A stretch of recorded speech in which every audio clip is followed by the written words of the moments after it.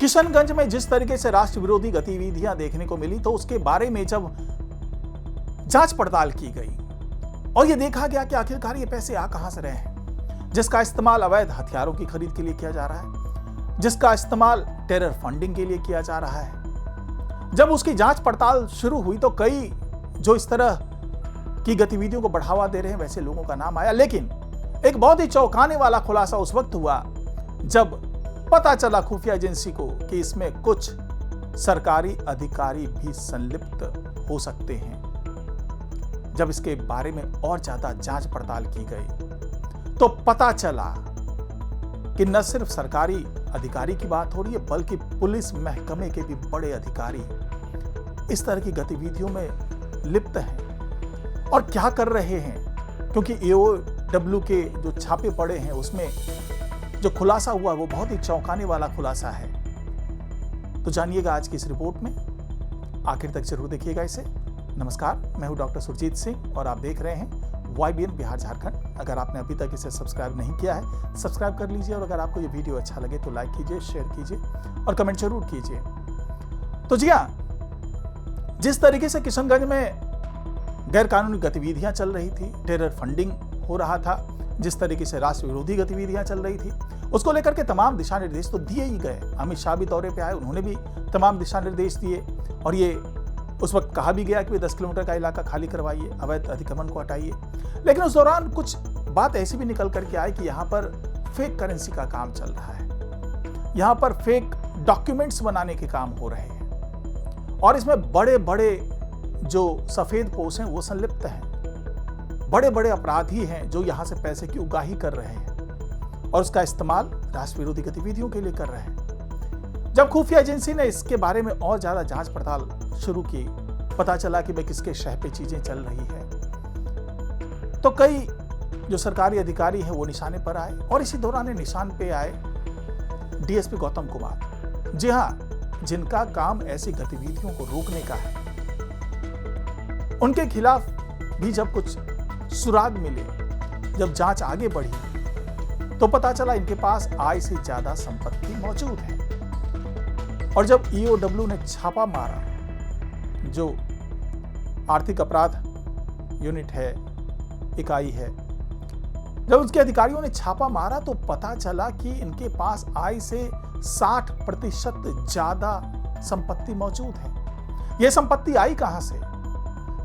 क्या यह संपत्ति इन लोगों को बढ़ावा देने के कारण इनको मिली? क्या यह संपत्ति ऐसे लोगों के जो गैरकानूनी धंधे हैं उसको नजरअंदाज करने के लिए मिली? क्या यह संपत्ति राष्ट्र विरोधी गतिविधियों के प्रति अपनी आंखें मूंदने के लिए मिली? आखिरकार ऐसा क्या हुआ जिससे यह सारी संपत्ति इनके पास पहुंची है? और किशनगंज में अब जब जांच आगे पहुंची तो पता चला, जो और शक गहराया वो इसलिए क्योंकि गौतम कुमार की एक महिला मित्र है, शगुफ्ता खातून। तो उनके बारे में खुलासा हुआ कि ये जो आय से ज्यादा संपत्ति है उसका ये प्लॉट्स खरीदते थे और अपने उसी महिला मित्र जो शगुफ्ता खातून है उसके नाम पर ये सारे प्लॉट खरीदे गए। तो आखिरकार ये शगुफ्ता खातून कौन है, कैसे गौतम कुमार के संपर्क में आई और कैसे ये धंधा चल रहा है इनका? लेकिन जब जांच और आगे बढ़ी तो पता चला कि शगुफ्ता खातून के नाम पर जमीन खरीदी गई और शगुफ्ता खातून ने DSP गौतम कुमार के बेटे के नाम पर वो गिफ्ट के तौर पे भूखंड प्लॉट्स जो है वो ट्रांसफर कर दिया। अब इसका खुलासा होने के बाद फिर अधिकारियों का सिर चकराया कि आखिरकार ये सब कैसे हो रहा है, ये संगठित तरीके से कैसे काम चल रहा है। और छापे के दौरान जो तमाम दस्तावेज मिले उससे भी पता चला कि भाई ये कारोबार जो है, ये जो आय से ज्यादा संपत्ति कोई आम मामला नहीं है, बल्कि इसके पीछे एक बड़ा गिरोह भी हो सकता है। और DSP गौतम कुमार को क्या हनी ट्रैप की तरह फंसाया गया? शगुफ्ता खातून की बात हो रही है, वो किस तरीके से इस पूरे पिक्चर में आई, वो किस तरीके से इतनी जो उनके नाम पे जमीन की जा रही है उसको DSP के बेटे के नाम ट्रांसफर किया जा रहा है। इसके पीछे कौन है वो साजिश करता? जो इस तरह की गतिविधियां डीएसपी गौतम कुमार से करवा रहे हैं? और क्या जो राष्ट्र विरोधी गतिविधियां पिछले दिनों किशनगंज में देखने को मिली, जिसका पर्दाफाश हुआ, तो क्या डीएसपी गौतम को वो सारी जानकारी थी? क्या वो जानते थे कि ऐसा कुछ किशनगंज में चल रहा है और उन्होंने जानबूझ करके उन सारी गतिविधियों को नजरअंदाज कर दिया? और यही वजह है कि उनके पास संपत्ति बढ़ती गई। और अब जब ईओडब्ल्यू ने छापे मारे हैं तो अभी तक तो यही पता चला है कि उनकी आय से 60% ज्यादा संपत्ति है, लेकिन यह आंकड़ा और बढ़ सकता है, क्योंकि ईओडब्ल्यू के अधिकारियों ने कहा है कि अभी बहुत सी जांच है जो कि होनी है।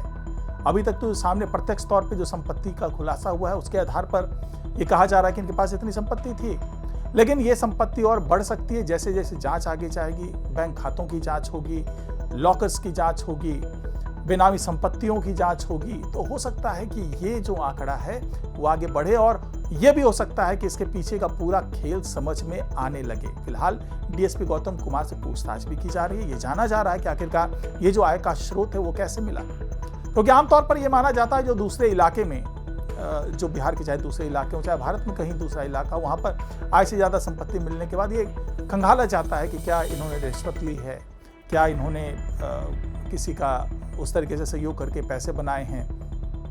लेकिन किशनगंज का मामला जो है थोड़ा संदिग्ध इसलिए हो जाता है कि यहां पर जो कुछ भी चल रहा है उसमें टेरर फंडिंग का बड़ा योगदान रहा है, और खासतौर से सगुप्ता खातून का नाम आने के बाद सवाल उठने लगे हैं कि क्या यहां पर भी टेरर फंडिंग का कोई खेल हो रहा था? क्या गैरकानूनी राष्ट्र विरोधी गतिविधियों को आगे बढ़ता रहे उसके लिए गौतम कुमार के साथ सेटिंग की गई थी और वो जानबूझकर के ऐसी गतिविधियों पर अंकुश नहीं लगा रहे थे? क्या है, ये सारी चीजों का खुलासा अब आने वाले दिनों में होगा, क्योंकि अब ईओडब्ल्यू के बाद इस पूरे मामले की जांच पुलिस भी करेगी, खुफिया एजेंसीज भी करेगी और पता लगाएगी कि आखिरकार इसके पीछे का पूरा खेल क्या है। तो फिलहाल आज की रिपोर्ट में इतना ही। नमस्कार।